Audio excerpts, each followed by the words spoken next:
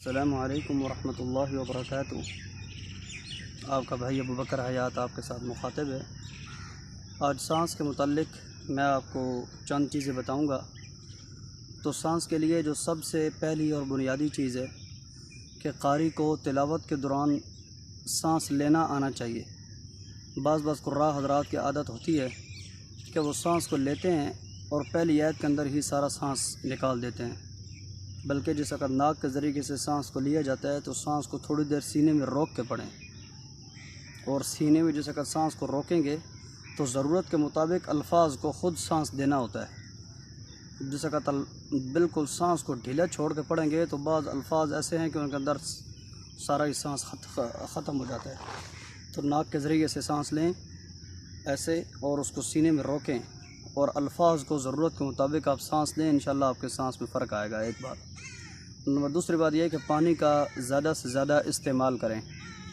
उसकी वजह यह है कि जो फेफड़े हैं वो गुब्बारे की तरह होते हैं, तो जैसे ही आप पानी का ज़्यादा इस्तेमाल करेंगे तो उनके अंदर सांस को जज़ब करने की सलाहियत पैदा होगी। तो पानी ज़्यादा से ज़्यादा इस्तेमाल करें।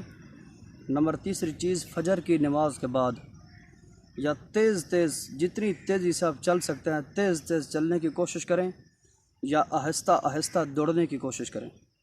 और जिस वक्त आप तेज़ चल लें या आहिस्ता दौड़ लें तो आखिर के अंदर अपने सांस को रोक कर आप दौड़ने की कोशिश करें या सांस को रोक कर आप तेज़ी के साथ चलने की कोशिश करें। 3 चीज़ें होगी।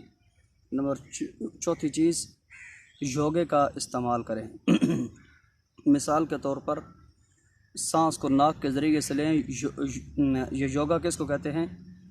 नाक के ज़रिए से सांस को लें और सांस को सीने में रोकें जितनी देर आप रोक सकते हैं। जिस वक्त सांस फटने लगे ना उस वक्त आहिस्ता आहिस्ता सांस को निकालना चाहिए। अभी आपके सामने एक बार मैं योगा करता हूँ ताकि आपको योगा करने का तरीका पता चले। ये योगा इसको कहते हैं। देखें, नाक के ज़रिए से सांस को लेकर सीने में रोकना होता है।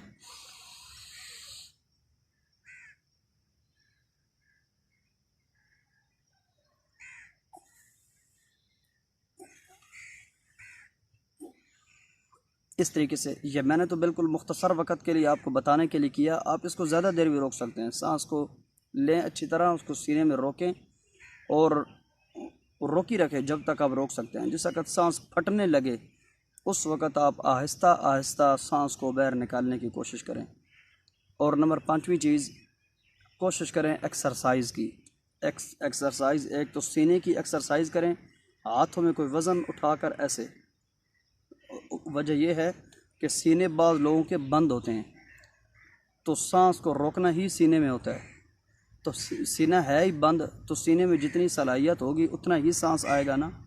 तो जिस वक्त सीने की एक्सरसाइज करेंगे तो सीना खुलेगा।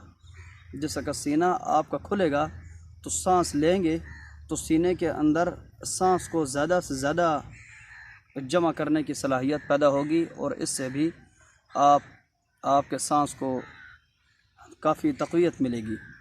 तो आखिरी चीज़ जो जिनके साथ ये सारी चीज़ों का ताल्लुक़ है वो है तिलावत के दौरान सांस का लंबा होना।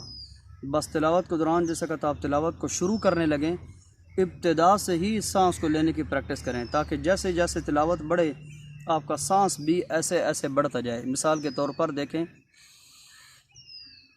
अऊज़ु बिल्लाहि मिनश शैतानिर रजीम, बिस्मिल्लाहिर रहमानिर रहीम। इब्तिदा से ही सांस को लंबा करने की कोशिश करें और इब्तिदा से ही नाक के ज़रिए से सांस लेकर उसको सीने में रोकें ताकि इब्तिदा से ही सीना और मैदा इब्तिदा से ही सांस को कवर करने के लिए वो हरकत में आ जाएं। आप इब्तिदा के अंदर बग़ैर सांस लिए तिलावत शुरू करते होंगे और जिस वक़्त सांस को लंबा करने की ज़रूरत पड़ती है यकदम जब मैदे पे या सीने पे या फेफड़ों पे असर पड़ता है ना तो वो इतना सांस को जज़ब नहीं कर सकते। उससे आपकी तिलावतें बहुत ज़्यादा कमज़ोर हो जाती होंगी। तो ये ज़रा आप आज़मा के देखें, तिलावत के शुरू से ही सांस को लंबा करने की प्रैक्टिस करें। इंशाल्लाह काफ़ी फ़र्क आएगा। और उसकी मिसाल आप यूँ समझें कि कोई भी प्लास्टिक की रबड़ हो, प्लास्टिक की रबड़, उसको आप ज़ोर से पकड़ के यूँ खींचें ना तो वो टूट जाएगी। तिलावत के दौरान जैसे ही आप सांस को लंबा करने के लिए लंबा सा सांस लेते हैं तो वो क्योंकि मैदे हरकत में नहीं होते, पहले एकदम सांस भरते हैं तो वो सांस टूट जाता है।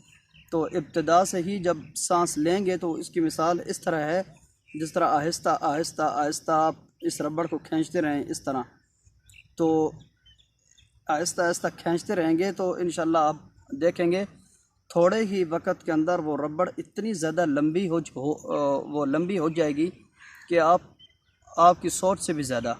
तो जैसे ही आप इब्तिदा से ही सांस लेंगे ना तो आप रबड़ को गोया कि आहिस्ता आहिस्ता लंबा करने की कोशिश कर रहे हैं, उससे भी आपके सांस को काफ़ी फ़र्क महसूस होगा इंशाल्लाह।